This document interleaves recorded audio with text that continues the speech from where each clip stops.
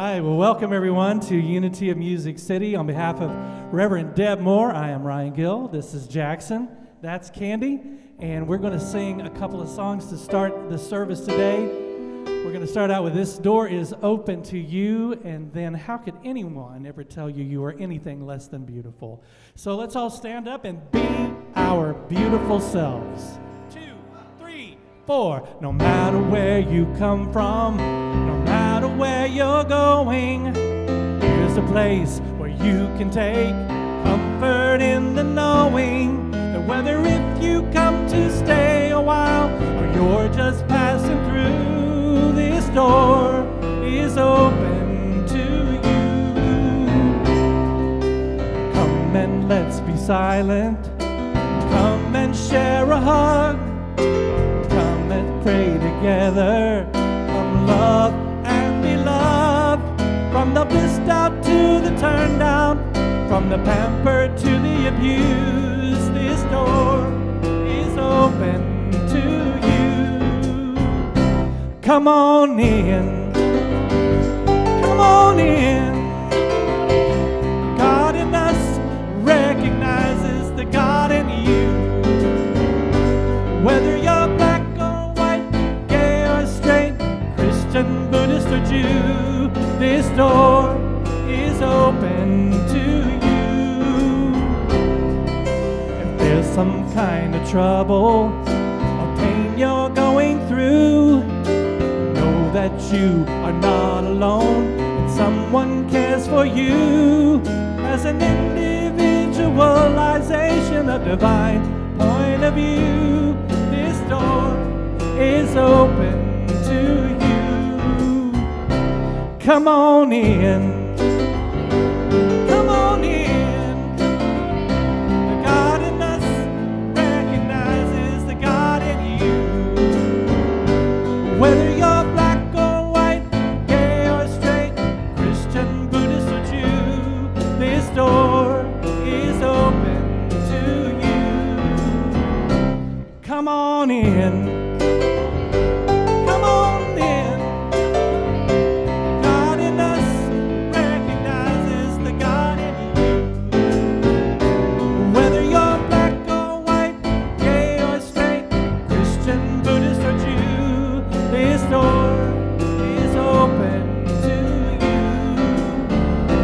Whether you're black or white, gay or straight, Christian, Buddhist or Jew, this door is open to you.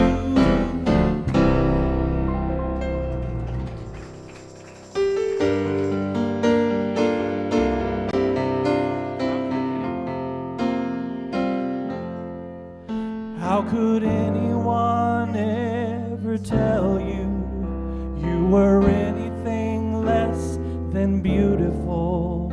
How could anyone ever tell you you were less than whole? How could anyone fail to notice that your loving is a miracle? How deeply you're connected to my soul. How could anyone ever tell you you were anything less than beautiful? How could anyone ever tell you you were less than whole? How could anyone fail to notice that your loving is a miracle? How deeply you're connected to my soul. How could anyone ever tell you you were anything less than beautiful? How could anyone ever tell you you were less than whole? How could anyone fail to notice that your loving is a miracle? How deeply you're connected to my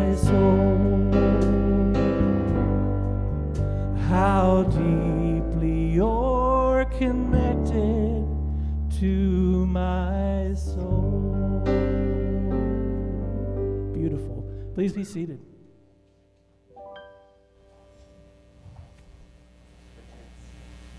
All right, it's time to dismiss the kids. Are you ready to go have some fun? No, not the adults. We got to stay in here. But I promise you we're going to have fun in here too.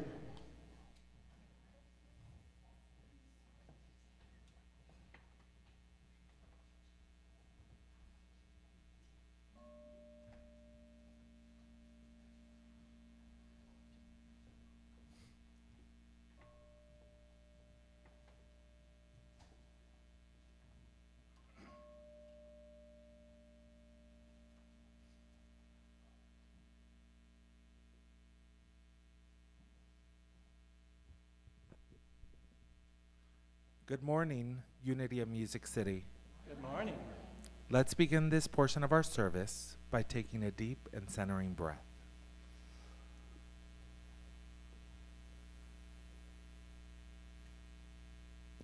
Today's centering statement is, we are one with God and one with each other.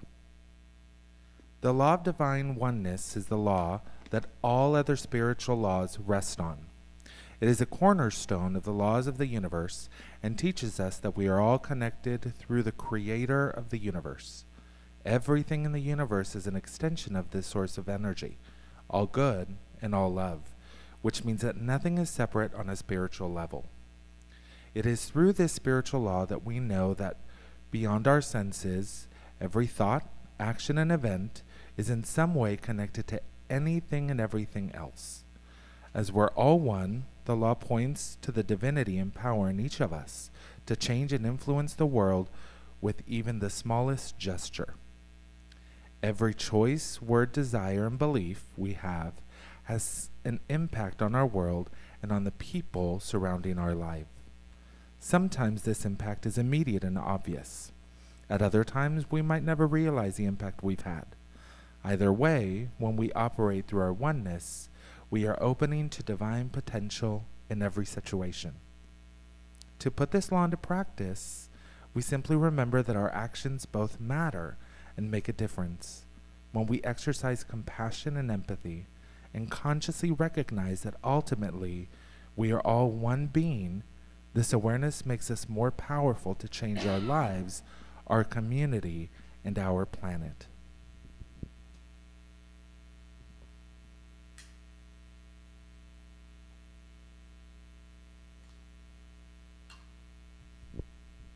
Now please repeat these affirming statements after me. I am one with the Creator and every being on the planet. I am one with the Creator and every being on the planet. My actions matter and make a difference, and I use them for good. My actions matter and make a difference, and I use them for good. When I operate in oneness, I unleash the divine potential in every situation. When I operate in oneness, I unleash the divine potential in every situation. And so it is. Well, welcome everyone. Welcome to Unity of Music City. It's so great to see your smiling faces. And what a beautiful day to be out and about and sharing with your spiritual community. Out of all the places that you could be right now, you have made the sole choice to be with us, and we so much appreciate that. We like to call ourselves a place for spiritual transformation, and that means that whatever path you are on spiritually, we're here to support that. We're here to love you and be there for you and just kind of hold you up, see the light in you. So the God in us recognizes the God in you. So welcome. Do we have any announcements? We do. All right. We do. I didn't have to be told to pick up the microphone.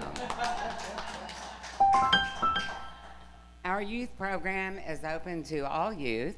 If you have a young person who would like to share in some playful, spiritually uplifting activities, please speak with Stephanie, our youth director. For those of you who don't know Stephanie, she's that marvelous redhead that keeps running, that weighs about 50 pounds and keeps running back and forth. In addition to that, Stephanie would like to remind everyone that they need to fill out the youth registration forms, which can be found on the church's website. Now, we say this every week, and no one has done it. So we've decided today that we'll hold your children hostage until we get said registration forms filled in. It is an insurance issue and a liability issue, and we must have those filled out. We're having a multi-generational dance party. I have no idea what that's going to look like, but I intend to find out. On Friday, March the 31st at 6 p.m. Free-spirited fun for all ages. Celebrate your inner child by dressing up in your own expressive way, or come as you are and dance the night away. Please bring your beautiful smile and a finger food to share. I'm assuming that based on past experiences, it's BYOB as well. Okay. See Stephanie. Yeah. See Stephanie for more information. Also, the youth will be in the back taking registrations for the music requests. That's what I couldn't read. So music requests after the service. So, oh Lord, no, they don't want me. Won't you take me? Be a part of the kids' Easter egg hunt by donating candy-filled plastic eggs and dropping them with Stephanie by next Sunday, April the 2nd. We're looking for greeters to join the welcome team, but there are qualifications. People-friendly, full of enthusiasm, warm and full of smiles. Responsibility is to show up 30 minutes before service, one day a month, and stand near the door and greet each person that comes through with a smile. If you're interested in becoming a greeter, please see Susan Hunt. Is Susan here today? Okay. We can get that phone number for you. Town Hall and potluck following the service today. Join us as we discuss some church business and then enjoy a potluck together. Everyone is welcome. Crocheting Baby Beanies Project for NICU babies at Centennial Hospital. The next meeting is Thursday, March 30th, right here. Please contact Tammy Say, right there, for more information. And Full Moon Gathering, Thursday, April 6th at 7 p.m. out there. Bring a chair, a drum, sage, crystals, or whatever calls to you. Just bring you, and we'll build the fire. That's it. All right, got a lot going on. It must be springtime. That's right. Well, it's time for our monthly mantra. We're going to stand up and sing "All Is Well." I want to read the second verse to you because I want us to highlight that as we sing it. I can change my reality by changing my mind. Perfect peace, joy, and happiness is yours and it's mine. I am loved and so are you. And don't it feel good to know that all is well and unfolding as it should? Let's all stand up and sing it. Here we go. 1, 2, 1, 2. I'm not worried about tomorrow. Today I declare freedom from yesterday's mistakes of the past. Today all things are made brand new. And don't it feel good to know that all is well and unfolding as it should? I can change my reality by changing my mind. Perfect peace, joy, and happiness is yours and it's mine. I am loved and so are you. And don't it feel good to know that all is well and unfolding as it should? Let me hear you say all is well. All is well. Divine Spirit is directing me right now. All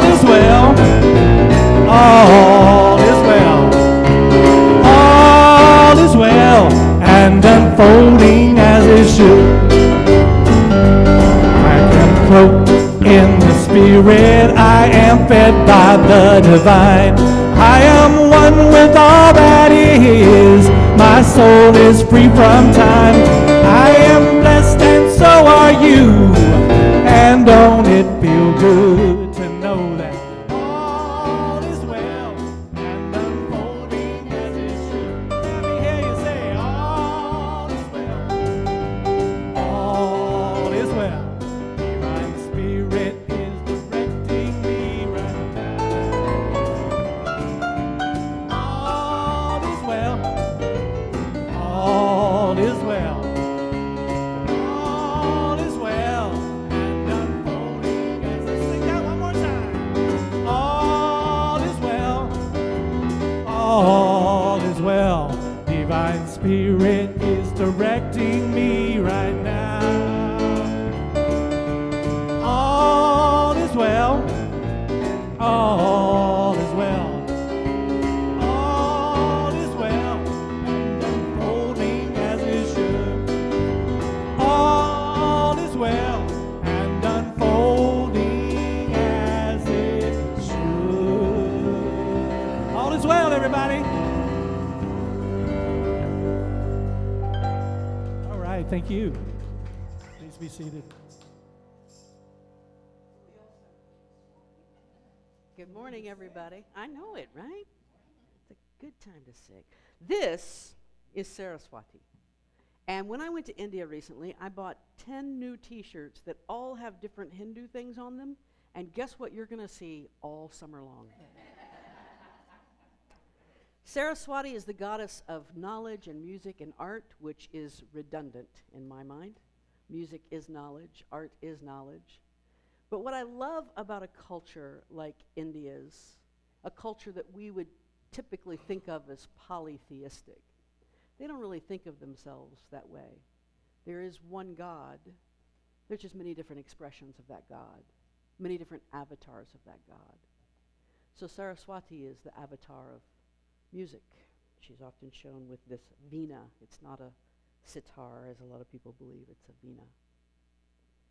So with that in mind, I invite you to go into a meditative space with me. Close your eyes if that feels comfortable. Consciously lower your shoulders. Relax your jaw. Let the tongue fall away from the roof of the mouth.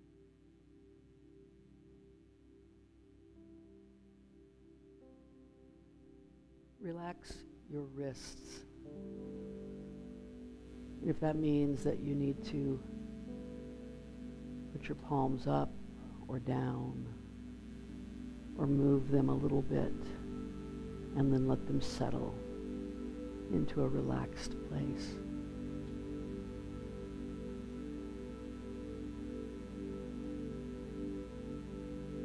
The divine creator of this universe can show up in any way you need.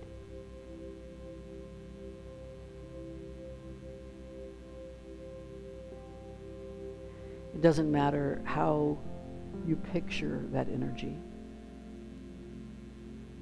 what face you give to it,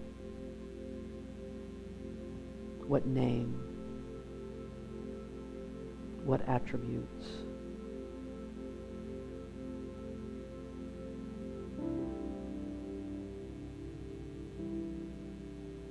It can align with any type of divine identity you need.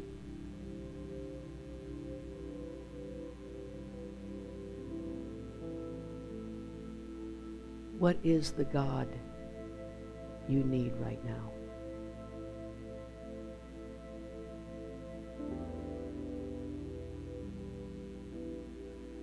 Do you need the God of peace?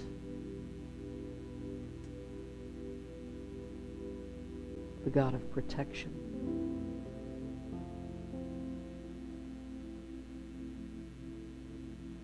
Do you need the God of wealth?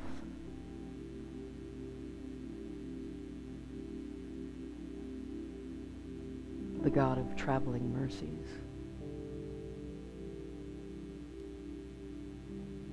the God that can heal relationships,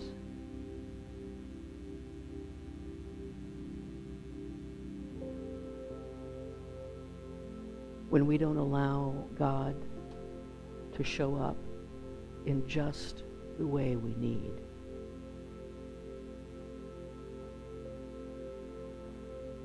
then that means we have attached a fixed identity to God.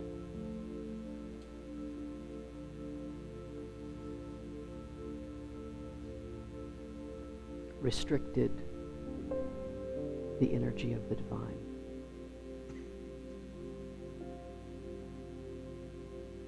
It doesn't matter how specific your situation is.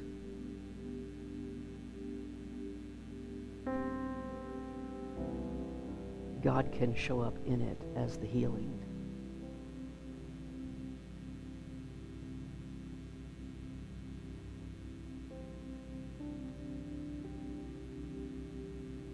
So for this brief time in the silence,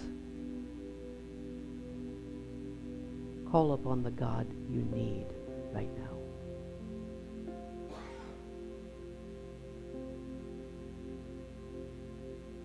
And know that you will be heard. That energy will come rushing into the situation, rushing into the center of your being.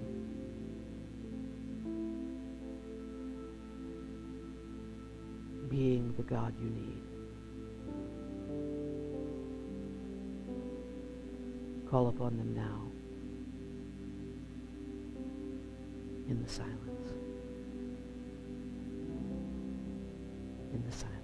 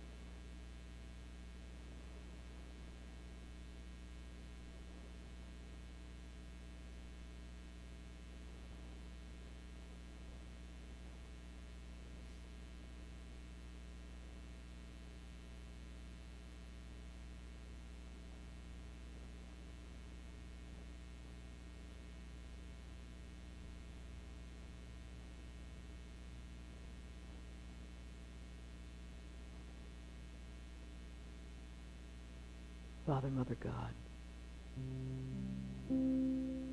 Great Spirit, Jehovah, Yahweh, Krishna, Saraswati, Jesus,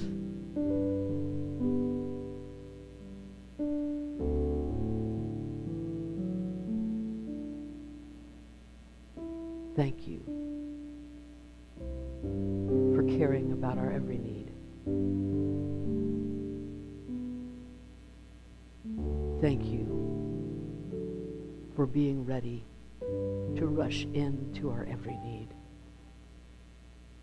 to bring healing, to bring closure, to bring peace.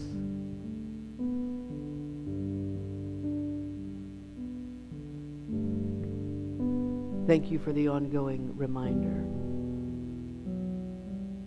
from our spiritual community and from other sources in our lives. The reminder that you are there and ready to walk with us, ready to be a part of our journey and interested in every single aspect of it. We are so grateful, and we say thank you. Thank you. Thank you.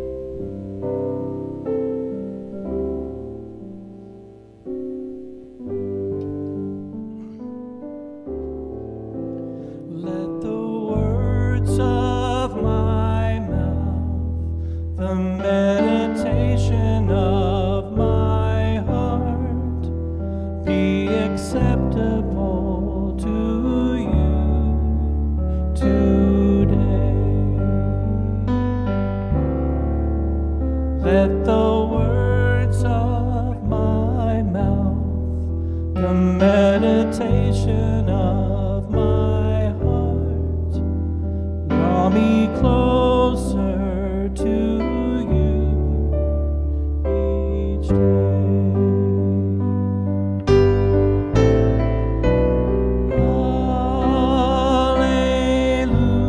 Hallelujah, hallelujah. Spirit, show me your way.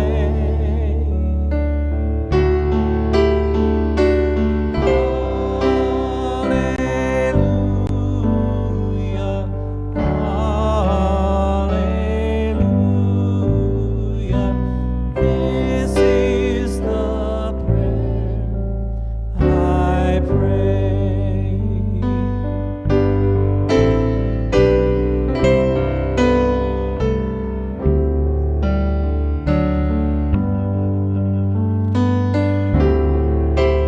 Let the words of my mouth, the meditation of my heart, come acceptable to you today.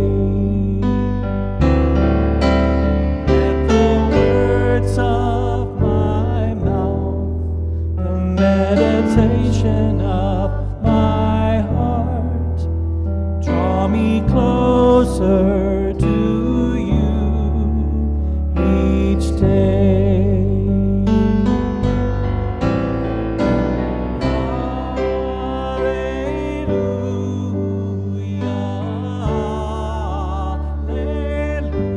Hallelujah, Spirit, show me your way.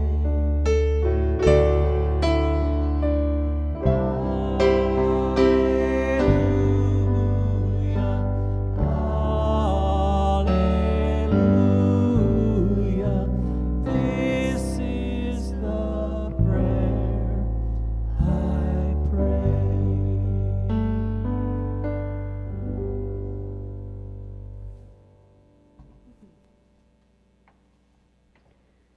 Well, good morning for realsies this time. How y'all doing?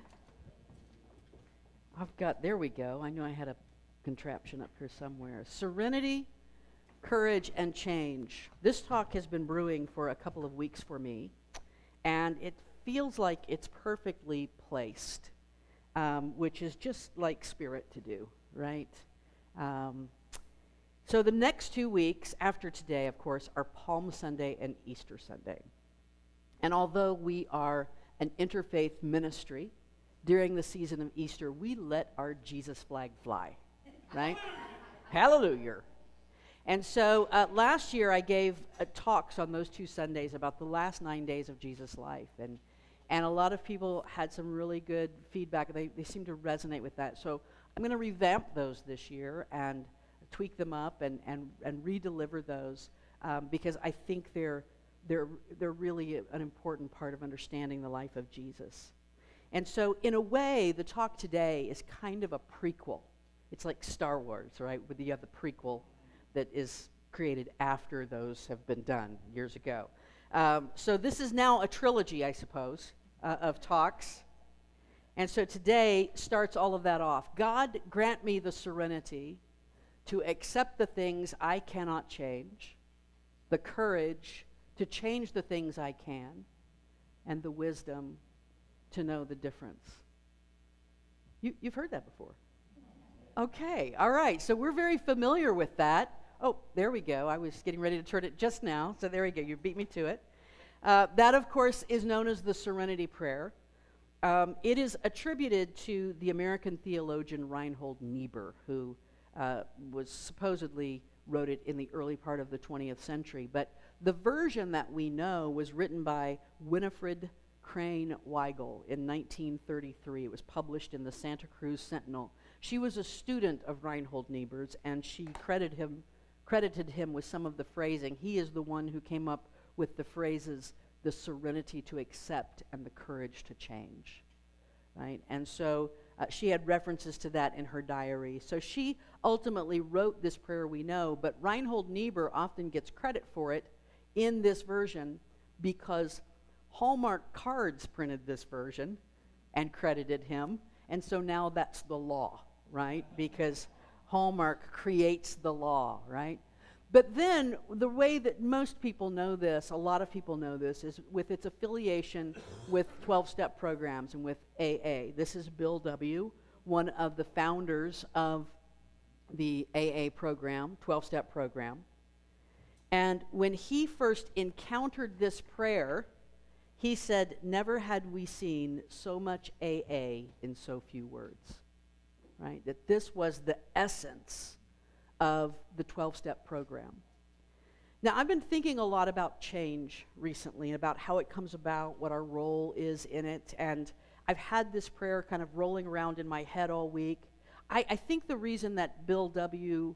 resonated with this and saw in it a lot of the AA process, the 12-step process that he taught, is because this prayer reflects so clearly the changes we can make in our own psychological space, which some would argue are the only changes we can ever make, right? The changes that we make in our own psychological space and our own personal experience. So when we talk about the serenity to accept the things I cannot change, I would imagine, I've never been to an AA meeting, I've never been in a 12-step program, I've known many people who have, and like anyone who's kind of known people who've been in those programs, and if you've just been an American for the last 40 years, you've kind of, that's part of our culture, right? You've heard, you know a little bit about the 12-step program and about the AA process.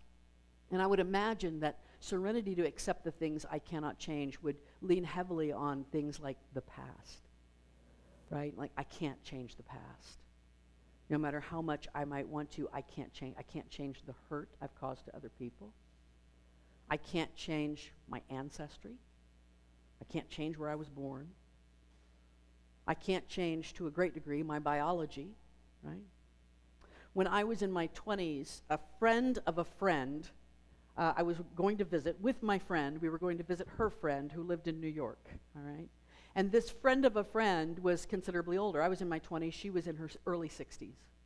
And we went and we were at her apartment in New York City and talking with her, spending the afternoon, doing the kind of gabbing over coffee that people do when they connect with each other, and we connected pretty well.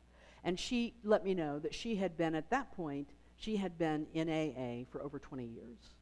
And she still attended about 3 meetings a week, and she was a sponsor, and she, you know, all this kind of stuff. And so I asked her, in my naivete, I would know better now, right?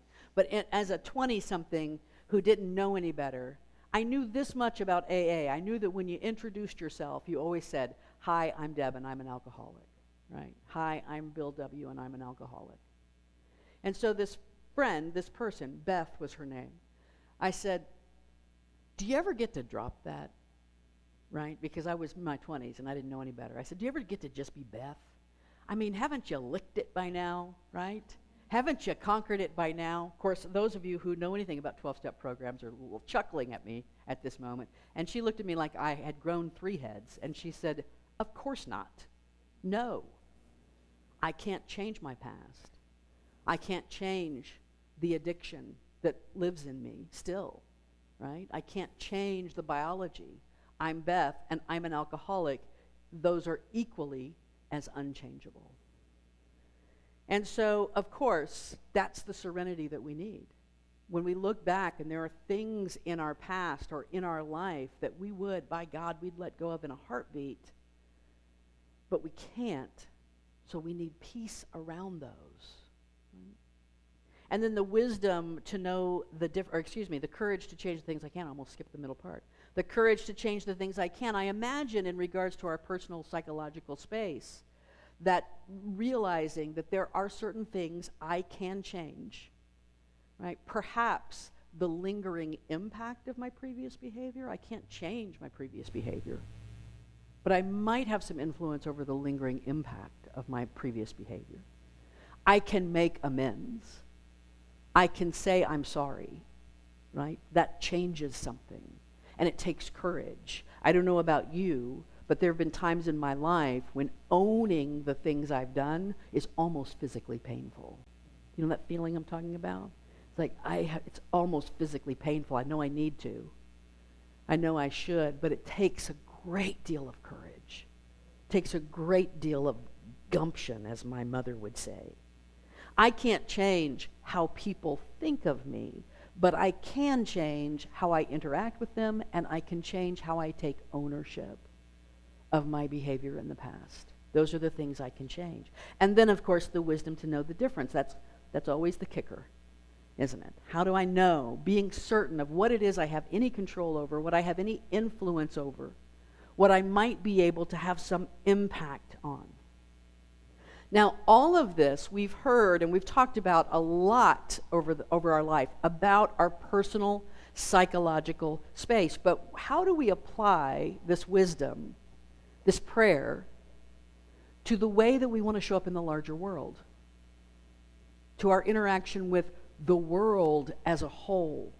We talked about in the centering statement this morning about the oneness that we have with all other people on the planet, and that is true.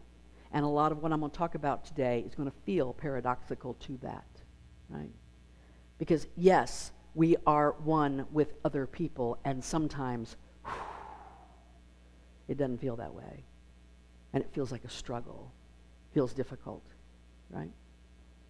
So can we apply this prayer to the way we show up in the world? Some folks might say it's all the same. Spiritual people love to reduce everything to one nice little quote, right? And that one nice little quote becomes true, and therefore it's true all the time, and it just applies across the board. But is it the same?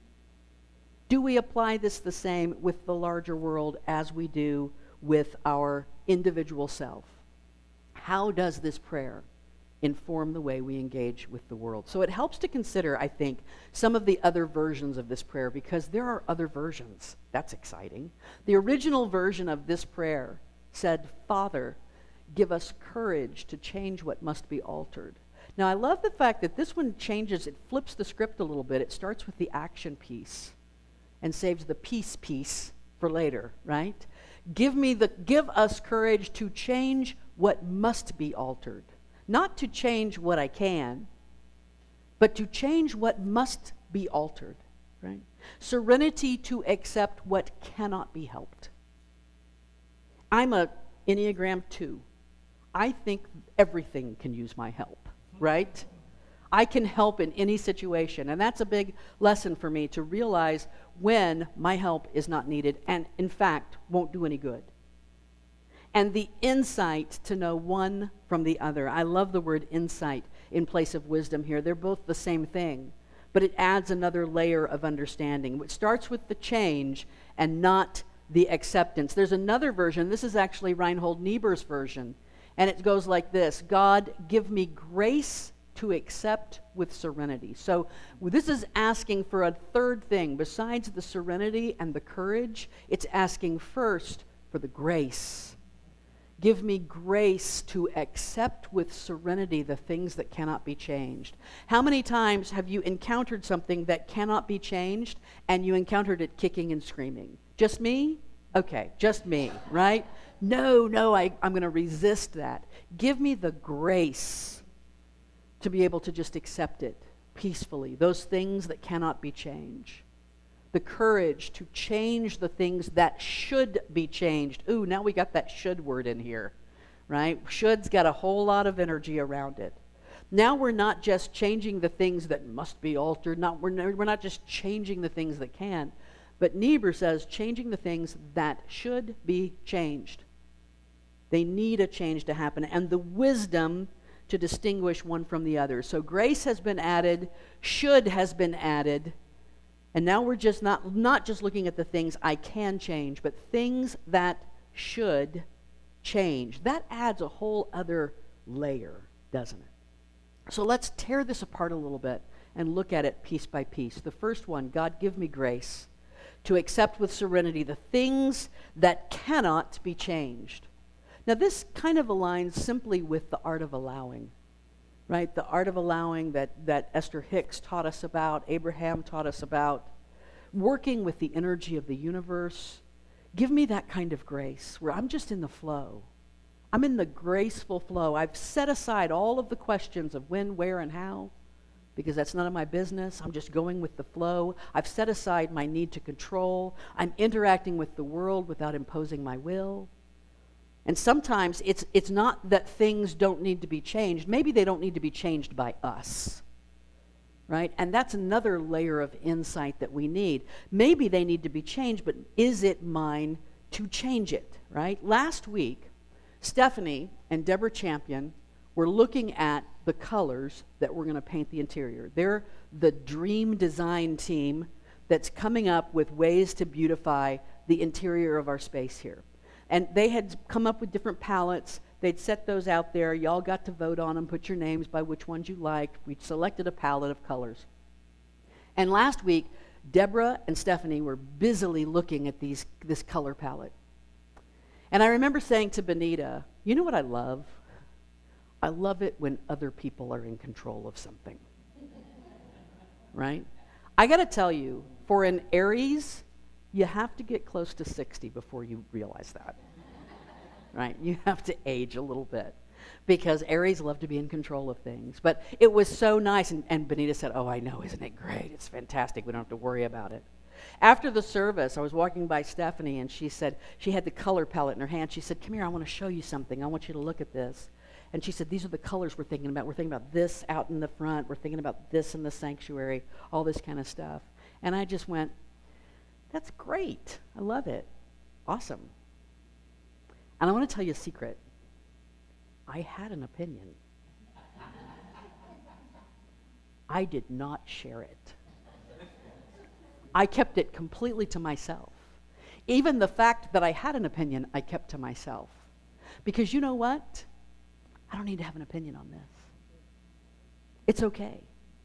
And how many times do I step in with an opinion on someone else's work, and the end result is something I do not intend at all, a devaluing of their work, a devaluing of their input, of their space, right? I love it. Whatever they choose, I love. And the more that we practice that kind of letting go, of accepting with serenity, it becomes almost like an obsession. Because it's like the more you practice this, you start to see things happening and working out really, really well, and you didn't have to do anything, right? Like they just work out, and you didn't do anything, and it's kind of amazing when you start doing this. But that's one thing. That's a paint color. That's not all that. We can practice that on a daily basis. What about the horrible behavior of others? What happens when people are just horrible? Now, I know I'm not supposed to say that. Certainly not in a unity church. All is good. There is only God, and God is only good. And all the people on the earth are one, and we're just all good. And some of them are horrible. Some of them show up in really, really, really, really horrible ways. I don't know if the way that people are at their core can be changed. I believe it. Personally, I know that the way I am at my core has been changed. I know that it's possible, but I also know I can't want it for them, right? That is something that has to be driven by other people. We often live on the hope that other people can be changed. We think about a day, especially spiritual people, a day when racism is completely defeated. Don't we hold that hope in our hearts? A day when homophobia and misogyny and religious bigotry of any kind, where it's all defeated, it's gone. All kinds of discrimination, gone. That's our vision of a beautiful world. Now, some pragmatist among us might say that'll never happen. It will never happen. I don't know if it will or not. I think it might be a long, long, long arc. You know that arc that Dr. King talked about. The arc of the moral universe is long, but it bends towards justice. It might be a very long arc, but I believe that humans can change at their core. It used to be that there were a lot of ancient human civilizations that believed that we should do human sacrifice. And it's not just like the Mayans and the Aztecs. We talk about those cultures. It was the Vikings and the Celts and the ancient Israelites who believed in human sacrifice, right? We don't do that anymore. We don't do that. There's been a fundamental change at the core in the way humans behave. And so we can hold out the hope that there could be another one. That in time, if we could plop ourselves back down here 1,000 years from now, I hope the earth still exists if we haven't completely ruined it in 1,000 years.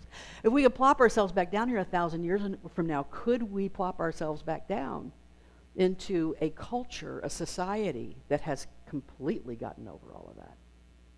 As a matter of fact, looks back on our ancient culture and says, look how primitive they were. Look how primitive they were, right? But for the moment, for this lifetime, and from the time I've been on this earth, certainly, and before, there are racists and bigots and KKK members, and that's something I cannot change. There are enough people around the world who have meditated on this, prayed about it, put their spiritual energy toward those people not being on this planet, that if we could change that, we would have by now. We would have. But those folks exist. As spiritual people, we envision a world where the lion lies down with the lamb. Did y'all ever hear that in Sunday school? Have you ever heard that anywhere? I heard it in Sunday school. The lion lies down with the lamb, right? And we love the idea of the predator and the prey being able to suddenly see each other as beings of value, and we don't have to be afraid of each other, right? And I suppose there are some instances where that can happen. We can believe that this is the vision, this is the goal, but you know what we don't do? We don't go throwing a lamb into the lion's den. Even if we believe that's the vision. I mean, take this little face right here. How many of you would be willing to take that little face right now and let's go down to the Nashville Zoo and let's go to the Bengal tiger exhibit and let's just throw that little face into the... No, we're not going to do that, right? And some folks might say, well, you know what? You just don't have enough faith. Like, it's the same kind of reasoning behind those churches. So you know those churches where they handle rattlesnakes because the Bible told them that they could. And if you have enough faith, you could pick up this rattlesnake, it would be fine. Let me tell you something about the testing of your faith. The testing of your faith is not a spiritual SAT exam that anyone else gets to administer. No one else gets to administer that. That's a relationship between you and the divine. And personally, I don't believe the divine has ever asked me to test my faith by putting the vulnerable in the place of danger. That's not the way my faith is tested. This idea of the lion and the lamb isn't even explicitly in the Bible. Like, it's not there, right? The closest we have is Isaiah 11:6, which says the wolf will live with the lamb, the leopard will lie down with the goat, the calf and the lion and the yearling together, and a little child will lead them. This is one of the passages that prophesies the coming of Jesus. It starts, this chapter starts with a shoot will come up from the stump of Jesse, from his roots a branch will bear fruit. Jesse was the father of King David. Jesus was born in the house of David, right? He was a direct descendant of King David. This, by the way, also includes one of the verses the folks who like to handle snakes use. It says, the infant will play near the cobra's den, and the young child will put its hand into the viper's nest. They will neither harm nor destroy. And it's this prophetic idea of heaven on earth. It's this prophetic idea that when the idea of grace is delivered to the earth, in the biblical terms, in the body of Jesus, right? When grace is delivered, true peace arrives, that we'll have heaven on earth. But the lion and lamb we heard so much about aren't in the Bible. There's a humorist from the late 19th century. He's a contemporary of Mark Twain. As a matter of fact, he's often compared with Mark Twain. His name is Josh Billings, and he said, "The lion and the lamb may possibly sometimes lie down together, but if you'll look carefully, when the lion gets up, the lamb is generally missing." Right? Or as Woody Allen put it, someday the lamb will lay down by the lion, but it won't get much sleep. Right? It won't get much sleep. So there are some folks on this earth that we could love and light all day long. Right? We could love and light all day long, and they're still going to be bullies. Right? That doesn't mean that we stop trying. But I think that not being honest about that is a hindrance to our peace. Not being honest about that is not accepting with grace and serenity the way that the world is. Give us the grace to accept with serenity the things that cannot be changed. I need that serenity. Some days the world is just too much. Some days there are people who are just too much. People I can't change. People who exist on this planet with me, and I need that serenity. The second part of this then, the courage to change the things that should be changed. In education circles, we're taught that the first thing we do when encountering a bully is we focus all of our energy and our attention on the victim of that bully, right? I may not be able to change that bully. As a matter of fact, that bully probably has a whole lifetime of home training and probably a couple of bullies as parents and maybe a couple of bullies as grandparents and a whole bunch of energy around the creation of this moment where they decided to show up as a bully. Who knows what kind of pain, what kind of trouble, what kind of trauma is behind that? I can't change it. But what I might be able to do is change the experience of their target in this moment. Right? And so that is something I believe should be changed.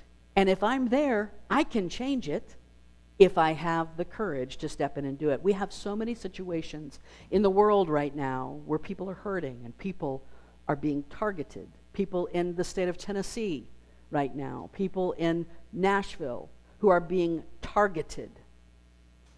Why do we ever hesitate to help in this regard? We know it shouldn't be that way. Why do we ever hesitate? Why don't we step in when we see injustice in front of us? Sometimes I think it's simply because it's not in front of us at that moment. And it's not ours to do.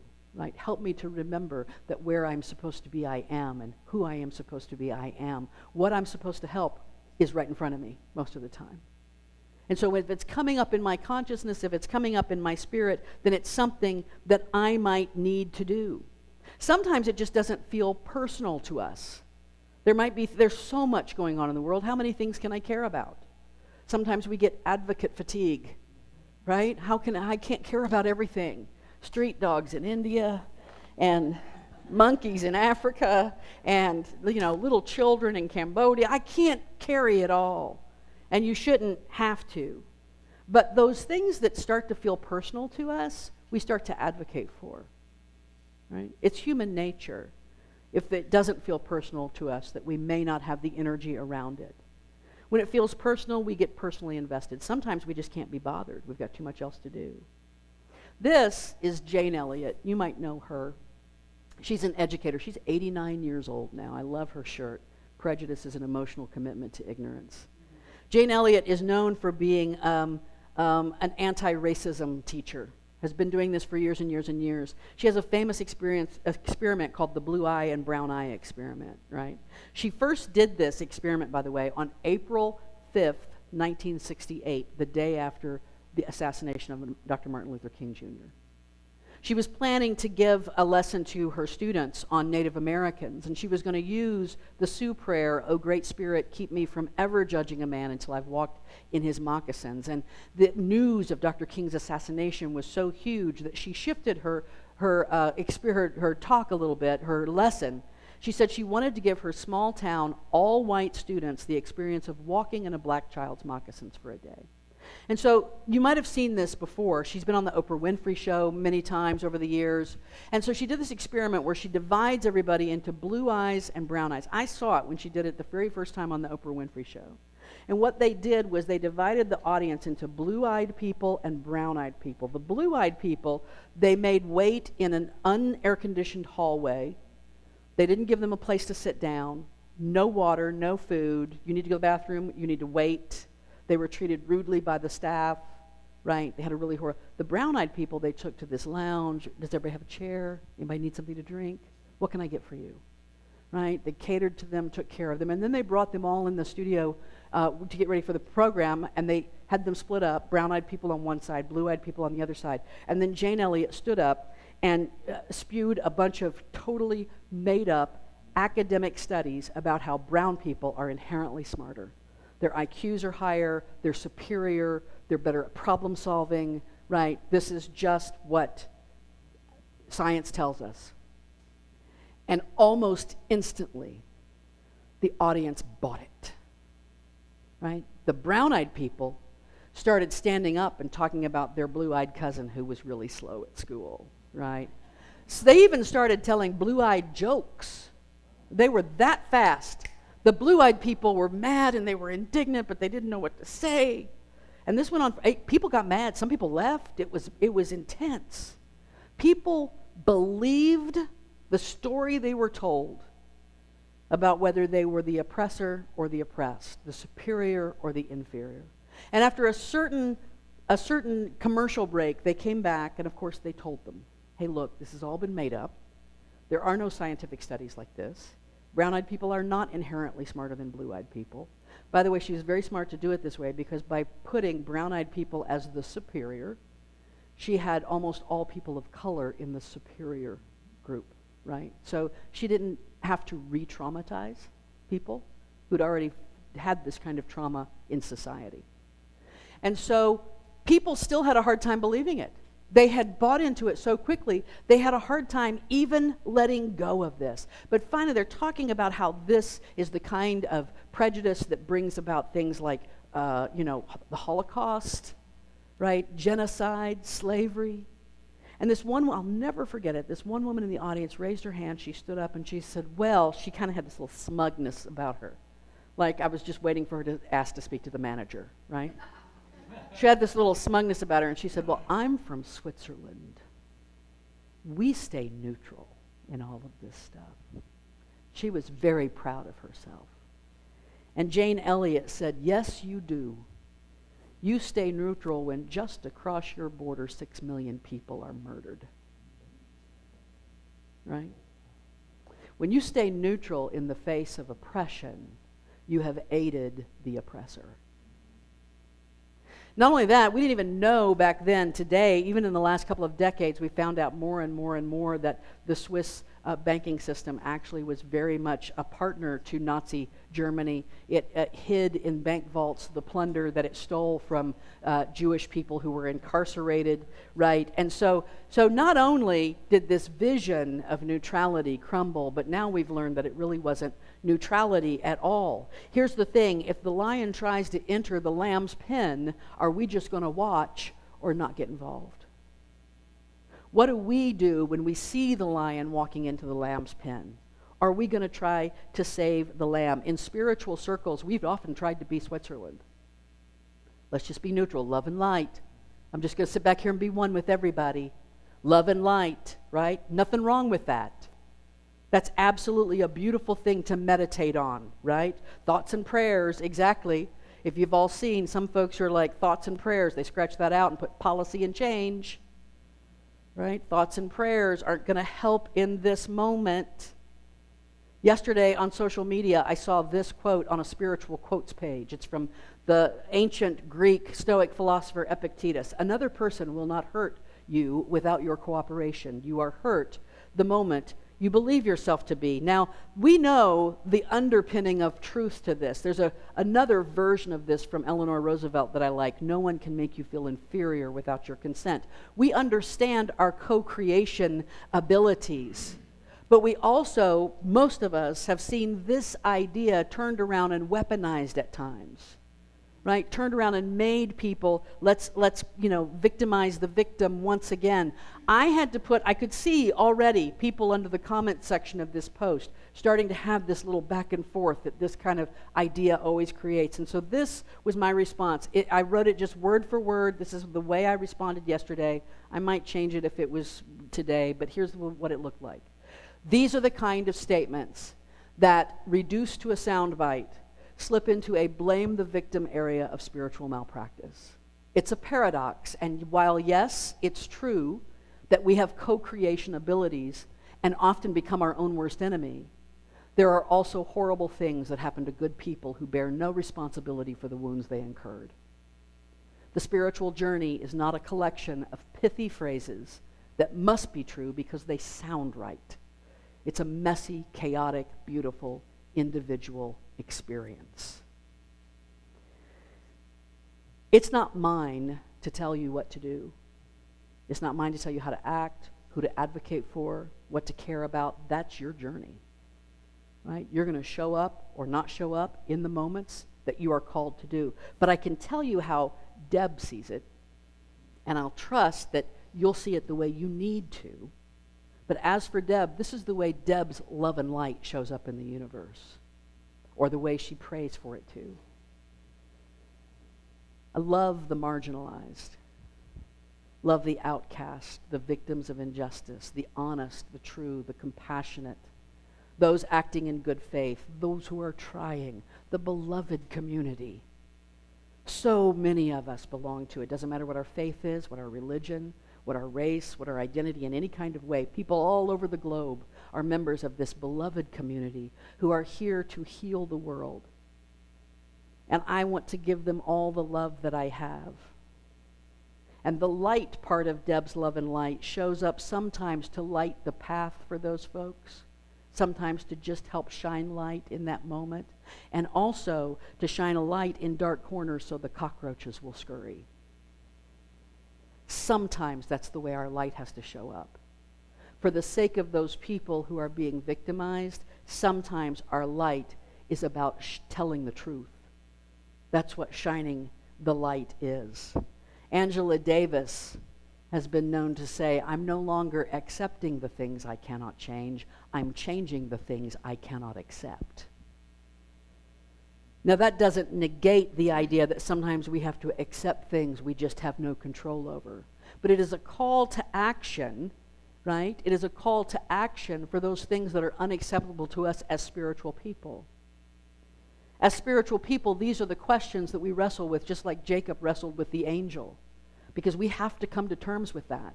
I've spent a lot of years of my life dancing on either side of the line, coming over here and saying, I'm going to ignore that. I'm going to be love and light. Don't tell me about bad things. I don't want to hear about bad things. And the other side going over here, I better be in the trenches, fighting the good fight, trying to be part of the solution. And if it was easy to stand here and balance both of those, we'd all be doing it. If there was some answer to how we do it, the best we can do is to recognize that this spiritual journey we're on is an art, not a science. And we each have to artistically engage with it. I love this right here. If anyone ever asks you, what would Jesus do? Remind them that flipping over tables and chasing people with a whip is within the realm of possibility. Right? It is within the realm of possibilities because Jesus was faced with something he could not accept. And he said, I'm going to change it. And we're going to be talking about, over the next 2 weeks, the way that Jesus showed up to change what he could not accept. Now, I really can't leave you with a violent image of Jesus. That would be against minister ethics. So I want to remind you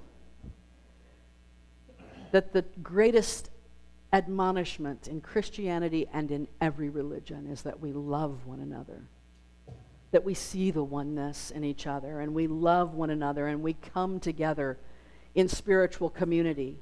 Sometimes the best way we can love one another is to be part of the change that helps each other live liberated lives. Free in both spirit and flesh. Free in the material world and in the full understanding of our spiritual nature. That's why we are so perfectly positioned, I believe, as a spiritual community, because we care about both of those things. We care about people realizing the full nature of their spiritual self. And we also care about their physical being on this planet. We care about the way they're treated by their government. We care about the way they're treated by their society. Serenity, courage, change. Through peace and courage, we change our world. So over the next 2 weeks, we'll step into talking about the triumph of peace.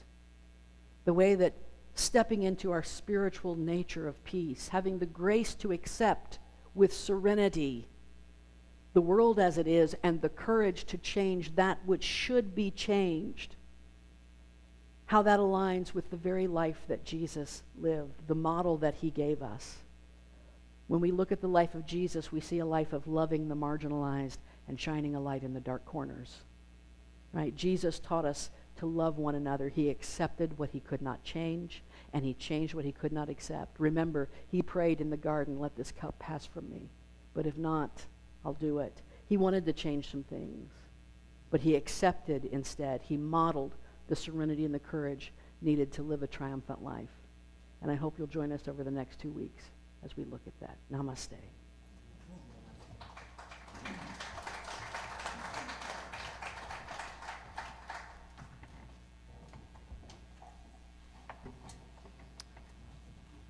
So how do we know that phrase that the lion will lay down with the lamb? Where did that come from? Did we just kind of pull that out of the thin air? Is that just mass consciousness? I think it had to have come from somewhere. And it's, well, the wolf will be gentle. What is it? Let me hold on a second. I got it here.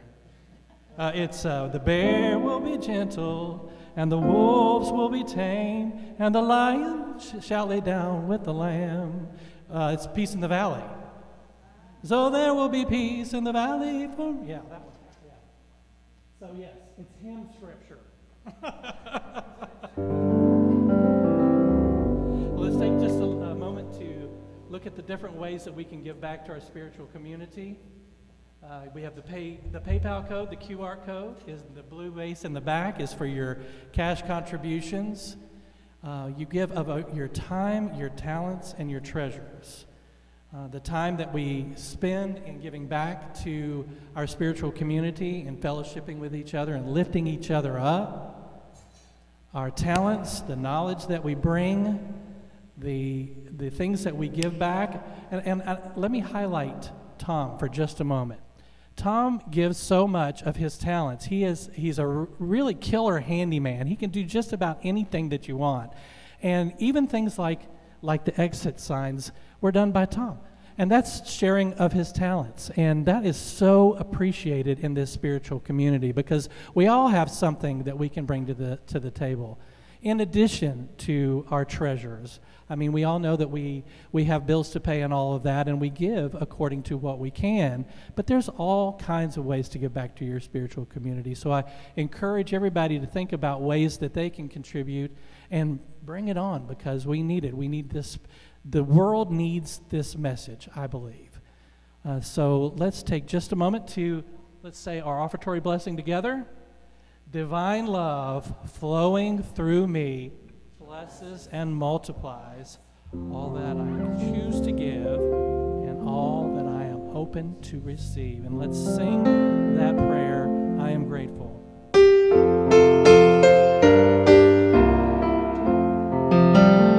I am grateful for another day of living. Grateful for a new chance to forgive. I'm grateful to receive life life's many blessings.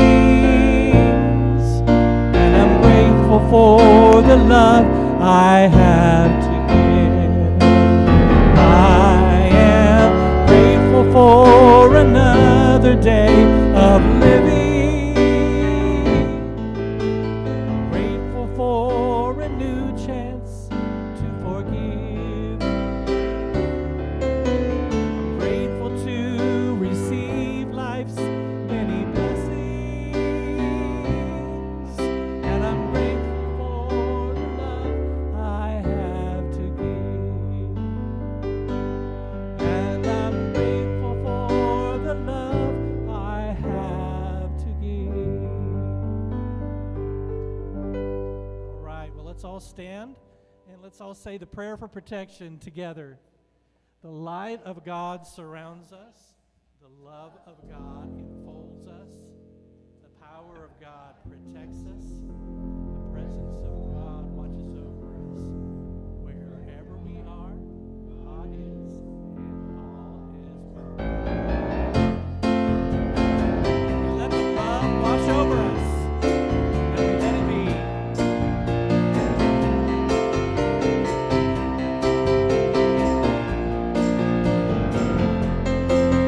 We let the love wash over us. We let it be.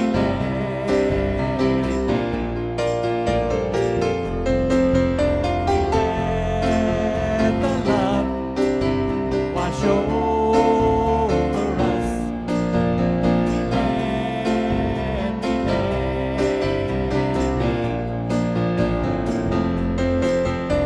Let the peace wash over us.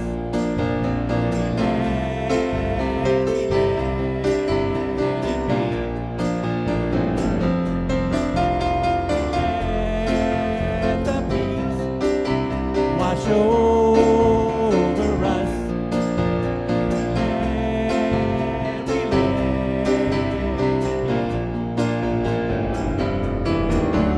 We let the joy wash over us. We let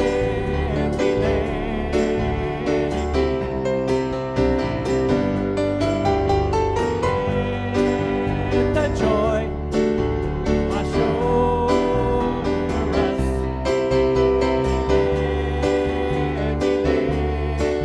Our hearts back to love. Let the love wash over us. We let it be. We let the love wash over us. Watch me. We let it be.